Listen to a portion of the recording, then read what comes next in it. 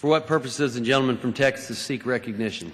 Mr. Speaker, I move that the House suspend the rules and pass the bill H.R. 669 as amended. The clerk will report the title of the bill. H.R. 669, a bill to amend the Public Health Service Act to improve the health of children and help better understand and enhance awareness about unexpected sudden death in early life. Pursuant to the rule, the gentleman from Texas, Mr. Burgess, and the gentleman from New Jersey, Mr. Pallone, each will control 20 minutes. The chair recognizes the gentleman from Texas. Thank you, Mr. Speaker. I ask unanimous consent that all members have 5 legislative days in which to revise and extend their remarks and insert extraneous material into the record on the bill. Without objection. Mr. Speaker, I yield myself such time as I may consume. Without objection. Mr. Speaker, I rise today in support of H.R. 669, the Sudden Unexpected Death Data Enhancement and Awareness Act, introduced by my colleague, Mr. Pallone of New Jersey. Prevention of stillbirth, sudden unexpected infant death, and sudden unexplained death in children depends upon the collection of data related to the biological, social, and environmental factors associated with these outcomes. The Center for Disease Control and Prevention collects data through existing surveillance systems in order to identify the extent of the problem and risk factors. Sudden unexpected infant death rates decreased in the 1990s during the Back to Sleep campaign, but have remained unchanged since then. It is time for us to address this problem.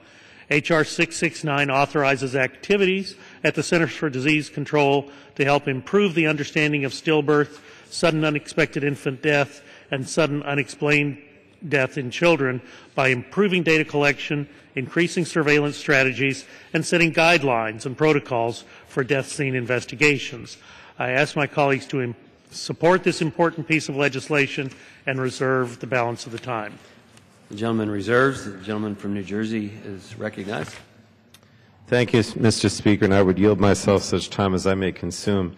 I rise with great pride to be speaking in support of H.R. 669, the Sudden Unexpected Death Data Enhancement and Awareness Act. This has been an issue that I've worked on for many years in Congress. In particular, it's one of the many bills that I partnered with my late friend, Senator Frank Lautenberg.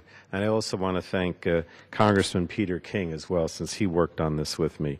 Stillbirth and sudden unexpected infant death affects tens of thousands of families every year, according to data from CDC, and sudden infant death syndrome is the leading cause of death for infants up to 12 months old.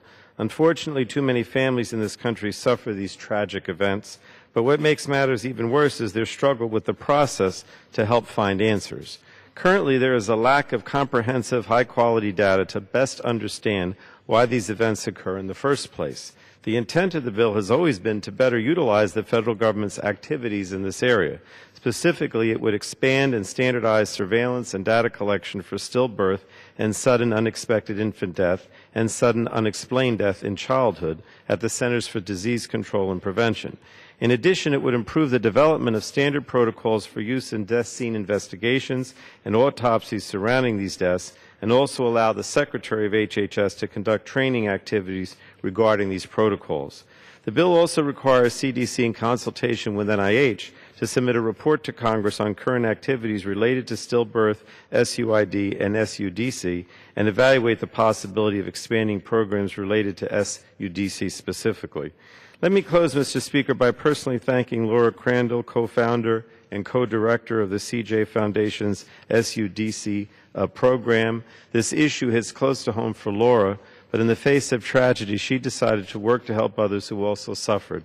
She's been a great advocate for this bill and has spread awareness of SUDC in communities all across the country, and I thank her for her strength, determination, and dedication.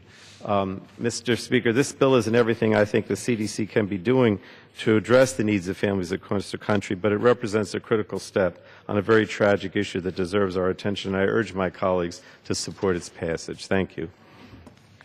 And I would reserve the balance of my time. The gentleman reserves. The gentleman from Texas is recognized. Mr. Speaker, I have no further speakers, so I will reserve the time for closing. Gentleman reserves. The gentleman from New Jersey is recognized.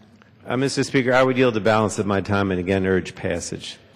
Gentleman yields. Gentleman from Texas is recognized. Mr. Speaker, I do urge my colleagues to support the bill and yield back the balance of my time. Gentleman yields. The question is, will the House suspend the rules and pass the bill H.R. 669 as amended? Those in favor say aye. Those opposed, no. In the opinion of the Chair, 2/3 being in the affirmative, the rules are suspended, the bill is passed, and without objection, the motion to reconsider is laid on the table.